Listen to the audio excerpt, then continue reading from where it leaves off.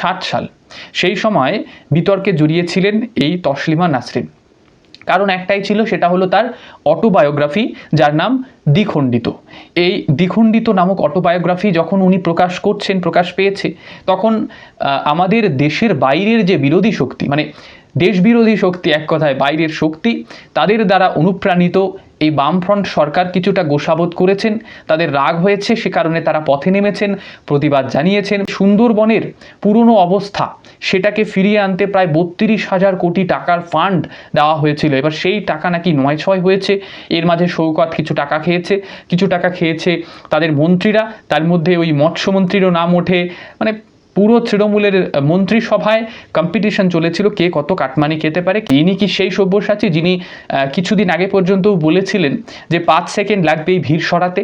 মানে যখন আপনি একটি সরকার চালাচ্ছেন, মমতা বন্দ্যোপাধ্যায় সেই সময় সরকারে রয়েছেন, আপনি চাকরি দিতে পারছেন না, তবে যখন তারা মানে পেটের জ্বালায় পথে নামছেন, প্রতিবাদ করছেন, তখন উনি হুমকি দিচ্ছেন, বলছেন যে আমার 5 সেকেন্ড 10 সেকেন্ডও লাগবে না, আমি এই ভিড় সরিয়ে দেব।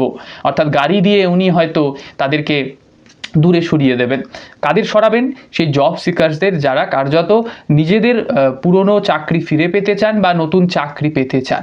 নমস্কার, আমি মানিক মণ্ডল, আপনারা দেখছেন ভারতীয় বাঙালি ইউটিউব চ্যানেল। কিছুদিন আগে পর্যন্তও মদন মিত্র যোগ দিয়েছিলেন বালিশ চাটাদের তৃণমূলে, অর্থাৎ লর্ড কুণাল ঘোষ যাকে বালিশ চাটা বলে আখ্যায়িত করেছিলেন, সেই হৃত তৃণমূলে। কিন্তু হঠাৎ করে কেনই বা এই ডিসইলিউশন, মানে মোহভঙ্গ কেন হলো? কারণ যখন দেখছেন এই মদন মিত্র যে তার স্ত্রী পুত্রকে প্রথমে ডাকা হয়, তখন উনি তৃণমূল ছেড়ে দিয়ে নকল তৃণমূলে ঢুকে যান। কিন্তু দিনের শেষে আবারও যখন তাকে ইডি হেফাজতে নেয় এবং 8 ঘন্টার ওপরে জিজ্ঞাসাবাদ করেন, বারংবার ডাকেন, তখন বোধহয় তার একটা অনুধাবন হয় যে যতই বালিশ চাটাদের দিকে যাই না কেন, বিজেপি কিন্তু ছাড়তে নারাজ। আর এই মদন মিত্র যখন তার কনফেশনটা করছেন, স্বীকারোক্তিটা করছেন, তখন অনেকেই হয়তো রিলেট করতে পারবেন যে একটি মানুষের জীবন কখন সাদা কালো হয়ে যাবে, মানে রঙিন বর্ণময় একটা জীবন কখন যে সাদা কালো হয়ে যাবে, সেটা কিন্তু মানে স্বয়ং ভগবানও বোধহয় বলতে পারবেন না। আর এই মদন মিত্র কি কনফেশন করলেন তা একেবারে কোট আনকোট আপনাদেরকে পড়ে শোনাচ্ছি। উনি বলছেন, এখন মনে হয় সাংবাদিকতা করতে পারতাম, প্রফেসরি করতে পারতাম, তাহলে হয়তো ভালো হতো। মানে যত দিন যাচ্ছে রাজনীতির প্রতি ঘৃণা হচ্ছে। ভাবি কি করে এতদিন ধরে রাজনীতি করে গেলাম। মানে এটা একটা অনুসূচনা বলবেন আপনি, নাকি অনুধাবন বলবেন, নাকি দের আয়ে দুরুস্ত আয়ে বলবেন, নাকি আবার স্বীকারোক্তি বলবেন, সবটাই আপনার উপরে নির্ভর করবে। কিন্তু এই ব্যক্তিটি প্রমাণ করলেন, মদন মিত্র প্রমাণ করলেন যে তার মাননীয়া তাকে একসময় কালারফুল বলতেন, আবার এও বলতেন যে এতটা কালারফুল হওয়াও ঠিক নয়। তো মাঝে মাঝে সামটাইম কালারফুল বিকাম কালারলেস। সুতরাং এই পরিস্থিতি কিন্তু হতে পারে। মানে সাদা কালো জীবন এখন কিন্তু মদন মিত্রের হয়ে গিয়েছে, তার কার্যকলাপ কিন্তু আগের মতো আর নেই। অর্থাৎ যাকে তাকে যেমন তেমনভাবে পার্সোনাল অ্যাট্যাক করা। মদন মিত্রের আসল রূপ দেখা যেত ইলেকশনগুলোর প্রাককালে, অথচ সারা বছর উনি পার্টিতে মজে থাকতেন, যাবতীয় রকমের সুকর্মগুলো করতেন আর কি। তবে এনার বিরুদ্ধে যা অভিযোগ রয়েছে, পুরসভাতে দুর্নীতির অভিযোগ রয়েছে, পয়সার বিনিময়ে চাকরি দেওয়ার অভিযোগ রয়েছে, সবটাই তদন্তের আওতাভুক্ত। তবে ইনি একা নন, এর পাশাপাশি এখন সব্যসাচীর নামও উঠে এসছে। সব্যসাচী চক্রবর্তীর কথা বলছি, যাকে নিয়ে যাওয়া হয়েছে। ইডি বারংবার তাকে বিভিন্ন জায়গায় গিয়ে তল্লাশি অভিযান চালিয়েছে, প্রায় 11টি লোকেশনে যাওয়া হয়েছে। এটা মানে ইন অ্যারাউন্ড কলকাতা এবং যে শহরতলি এলাকাগুলো কলকাতা, সেখানে গিয়ে তল্লাশি অভিযান চালানো হয়। কিন্তু এই সেই সব্যসাচী যার বিরুদ্ধে এক্সটর্শন অর্থাৎ তোলাবাজির অভিযোগ রয়েছে, ইনি কার্যত একটি ফ্ল্যাট দখল করে রেখেছেন রাজারহাটে। এছাড়াও 3 কেজি 500 গ্রাম মানে 3.5 কেজি সোনা, নাকি বিভিন্ন রকমের ব্যাংক অ্যাকাউন্টে আবার 3 কোটি 70 লক্ষ টাকা রয়েছে। সবটাই পুলিশি তদন্তের, মানে এখন ইডির তদন্তের আওতাভুক্ত হয়েছে। কিন্তু এই ব্যক্তিটি, এই যে সব্যসাচী, ইনি কি সেই সব্যসাচী যিনি কিছুদিন আগে পর্যন্ত বলেছিলেন যে 5 সেকেন্ড লাগবে এই ভিড় সরাতে? মানে যখন আপনি একটি সরকার চালাচ্ছেন, মমতা বন্দ্যোপাধ্যায় সেই সময় সরকারে রয়েছেন, আপনি চাকরি দিতে পারছেন না, তবে যখন তারা মানে পেটের জ্বালায় পথে নামছেন, প্রতিবাদ করছেন, তখন উনি হুমকি দিচ্ছেন, বলছেন যে আমার 5 সেকেন্ড 10 সেকেন্ডও লাগবে না, আমি এই ভিড় সরিয়ে দেব। অর্থাৎ গাড়ি দিয়ে উনি হয়তো তাদেরকে দূরে সরিয়ে দেবেন। কাদের সরাবেন? সেই জব সিকার্সদের, যারা কার্যত নিজেদের পুরনো চাকরি ফিরে পেতে চান বা নতুন চাকরি পেতে চান। এমন পরিস্থিতি তৈরি হয়েছে। আজ সব্যসাচীর কিন্তু করুণ অবস্থা হচ্ছে যত দিন এগোচ্ছে। তবে এই সব্যসাচীকে দিয়েই কিন্তু দুর্নীতির খেলা থামবে না, জানেন তো। পশ্চিমবঙ্গে দিনের পর দিন দুর্নীতি হয়ে এসেছে এবং সেই দুর্নীতি প্রাতিষ্ঠানিক ওয়েতে হয়েছে। একেবারে মাথা থেকে নিচ পর্যন্ত সবাই কাটমানি খাওয়া পার্টি এবং সিন্ডিকেটওয়ালা পার্টি। এর জ্বলন্ত উদাহরণ আপনারা 2020-তে যদি ফিরে যান তবে বুঝতে পারবেন।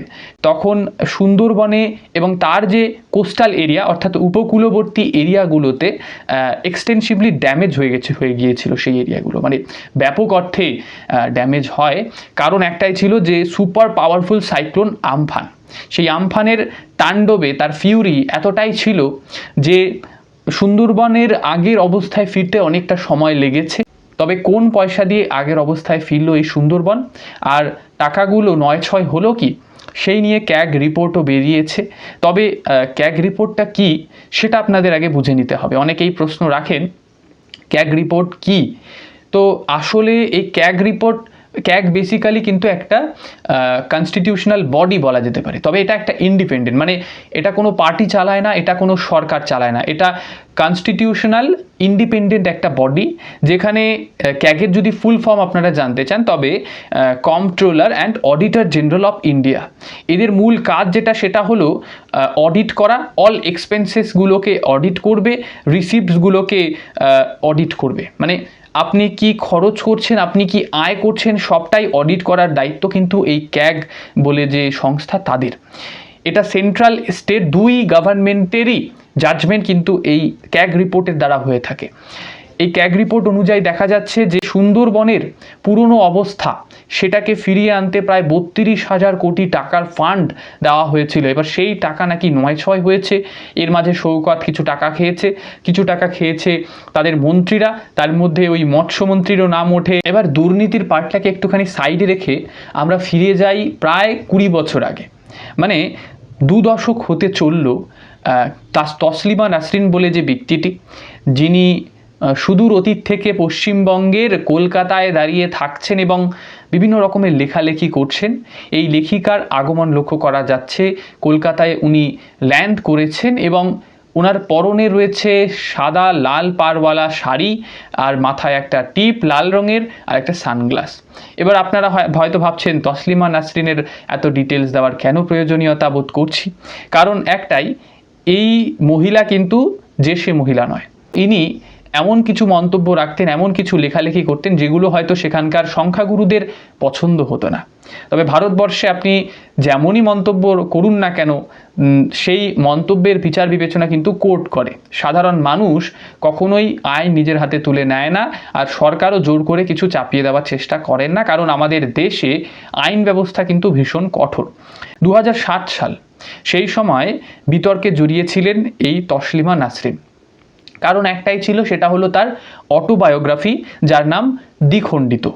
এই দ্বিখণ্ডিত নামক অটোবায়োগ্রাফি যখন উনি প্রকাশ পেয়েছে, তখন আমাদের দেশের বাইরের যে বিরোধী শক্তি, মানে দেশ বিরোধী শক্তি, এক কথায় বাইরের শক্তি, তাদের দ্বারা অনুপ্রাণিত এই বামফ্রন্ট সরকার কিছুটা গোসাবোধ করেছেন, তাদের রাগ হয়েছে, সে কারণে তারা পথে নেমেছেন, প্রতিবাদ জানিয়েছেন, ক্ষোভ প্রকাশ করেছেন এবং শেষ পর্যন্ত তসলিমা নাসরিনকে এই পশ্চিমবঙ্গ ছাড়তে হয়। তাকে সম্ভবত দিল্লিতে কোনো একটি আবাসনে রাখা হয়েছিল এবং তিনি সেখান থেকে আজ কলকাতার মাটিতে পা রাখলেন। তসলিমা নাসরিনকে তো যারা বাধ্য করেছিলেন এই পশ্চিমবঙ্গের কলকাতা ছাড়তে, সেই দেশবিরোধী শক্তির যখন কথা উঠেছে, তবে পাকিস্তানি গ্যাংস্টার শাহজাদ ভাট্টি এবং তার যে রাইট হ্যান্ড, তাদের কথা না বললেই নয়। এই শাহজাদ ভাট্টির একজন রয়েছে অনুগামী বলা যেতে পারে, সেই অনুগামী যার নাম হামিদ, ওরফে হামিদ এবং আসল নাম হামিম মণ্ডল বলে জানা যাচ্ছে। তাকে নাকি বর্ধমানে দেখা গিয়েছে। এবার এই ব্যক্তিটিকে নিয়ে এখন জোর চর্চা, জোর জল্পনা চলছে। ইনি ভারতবর্ষে প্রবেশ করলেন কিভাবে, বা এনার এই ধরনের কার্যকলাপের কারণই বা কী। আসলে ইনি নাকি শুরুতে থাকতেন কলকাতার নিউ টাউনে, সেখানে একটি আবাসনে ইনি থাকছিলেন এবং সেই আবাসনটি শুভেন্দু অধিকারীর বাসভবনের থেকে নাকি অনেকটাই কাছাকাছি অবস্থান করছে। এটা নেহাতি কাকতালীয় বিষয় নাকি সবটাই প্রি প্ল্যানিং, সেটা নিয়ে প্রশ্ন উঠেছে। এর পাশাপাশি সবথেকে সন্দেহজনক বিষয় হলো এই ব্যক্তিটি অর্থাৎ হামিদ বলে ব্যক্তিটি কিন্তু শুভেন্দু অধিকারীর যাতায়াতের যে পথগুলো সেই পথের রেইকি করতেন। সেই রেইকি করা তথ্য তিনি পাঠাতেন কার্যত কাশ্মীরে এবং সেই জৈসি মোহাম্মদ যে টিম তাদের কাছে পাঠাতেন। এই নামটা তো আপনারা শুনেছেন, বারংবার শুনেছেন। তাহলে এর মানে কি? আসলে শুভেন্দু অধিকারী ছাড়াও আরও এক মন্ত্রী উমেশ রায়, তাদেরকে কিন্তু টার্গেট করে নেওয়া হয়েছিল। সাধারণ মানুষের মনেও অনেক প্রশ্ন জমেছে, কারণ এই ধরনের যারা ব্যক্তিত্বরা রয়েছেন তারা কি আদৌ ভারতীয় নাকি পাকিস্তান থেকে বর্ডার পেরিয়ে ভারতে প্রবেশ করেছে, সেটা একটা প্রশ্ন।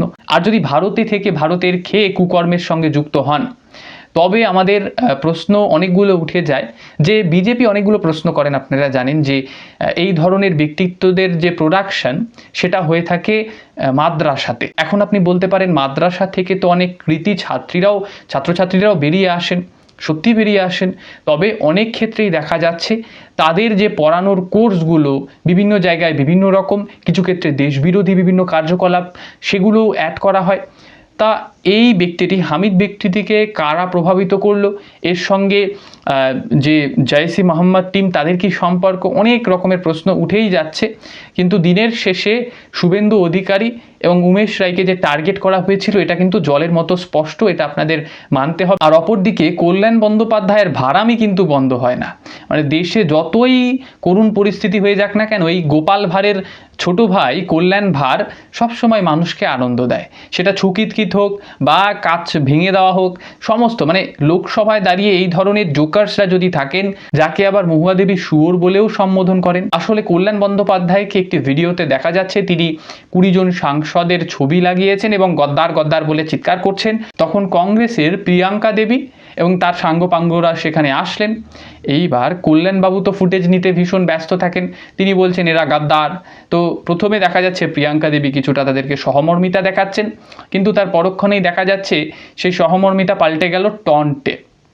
অর্থাৎ তিনি বলে উঠলেন যে এনারা তো আমাদের থেকেই, মানে কংগ্রেস থেকে তৃণমূলে, তৃণমূল থেকে বিজেপিতে গিয়েছেন।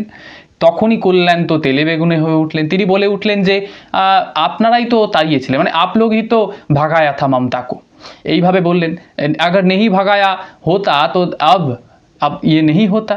এইভাবে তিনি যখন বলছেন তখন দাঁড়িয়ে কিন্তু আমাদের ভেবে নিতে হবে যে এই বিরোধীদের মধ্যে কতটা ইউনিটি রয়েছে। সে কারণে এই সিজেপির প্রটেস্টকে তারা বেশি প্রাধান্য দেয়, মানুষেরাও বেশি প্রাধান্য দিয়ে থাকেন, তাদের গ্রহণযোগ্যতাটা বেশি বিরোধীদের চেয়ে। আজকের প্রতিবেদন আমরা শেষ করব টুলু মণ্ডলের সম্পত্তির খতিয়ান দেখে। আসলে 150 কোটির এখনো পর্যন্ত হদিশ মিলেছে, আরও হয়তো কিছু রয়েছে, সেটা পুলিশ তদন্ত চালাচ্ছে। 93 কোটি টাকা ব্যাংকে রয়েছে, যেটাকে অবশ্যই সিজ করে নেওয়া হয়েছে। একটা অডি কার রয়েছে, 83টা ডাম্পার রয়েছে, 242টি গাড়ি রয়েছে, 300 একর মানে ওই 300 বিঘে জমি রয়েছে, এছাড়াও রয়েছে 60টি বাড়ি, একটা ফার্ম হাউস, 2টো পেট্রোল পাম্প, 3টে পাথর খাদান। তাহলে এই হয়েছে, এটি রয়েছে একটি ব্যবসায়ী যিনি ক্ষুদ্র ব্যবসায়ী বলেই পরিচিত, টুলু বাবু। ইনি ছদ্মবেশী বলা যেতে পারে। এনার নাম শুনে অনেকেই হয়তো ভেবেছিলেন ইনি বোধহয় আসলেই অনুব্রতর আত্মীয় হন, অর্থাৎ হিন্দু হন। তবে দিনের শেষে ইনি একজন মুসলমান সম্প্রদায়ের মানুষ, আর নিজের আসল নামটাকে বলতে ইনি বোধহয় দ্বিধাবোধ করেন। কোনো এক অজ্ঞাত কারণেই এনারা বারংবার এনাদের নামটাকে বদলে নেন। পিছনে কি কারণ রয়েছে আপনারা নিশ্চিতভাবে কমেন্ট বক্সে জানাবেন। তবে শুভেন্দু অধিকারী যেটা বলছেন যে 15 বছরে 15,000 কোটি টাকা একটি জেলাতেই আত্মসাৎ করা হয়েছে, এই পরিস্থিতি যদি থাকে তবে কতগুলো জেলা রয়েছে পশ্চিমবঙ্গে আপনারা জানেন, এতগুলো জেলা থেকে কত হাজার হাজার কোটি টাকা এদিক ওদিক করা হয়েছে সেটা আপনারা বুঝতেই পারছেন। আজকের প্রতিবেদনটি এতটুকুই রাখছি, আপাতত অসংখ্য ধন্যবাদ।